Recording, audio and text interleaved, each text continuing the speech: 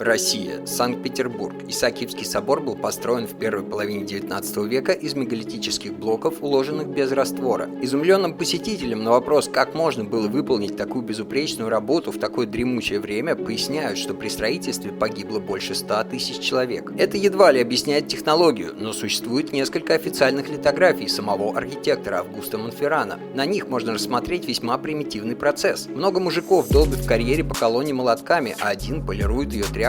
Но в реальности каждая из 48 монолитных гранитных колонн имеет идеальную геометрию идеальной поверхности. Они безупречно отполированы и точно выровнены. Единственный след от инструмента, который возможно на них обнаружить, это абсолютно типичный след от вращения в токарном станке, который просто невозможно оставить, полируя вручную тряпочкой. Проблема в том, что каждая колонна весит 116 тонн, что можно сравнить с весом 4 Боингов 737, а гранит тверже каленой стали и даже не царапается ножом Лидерман.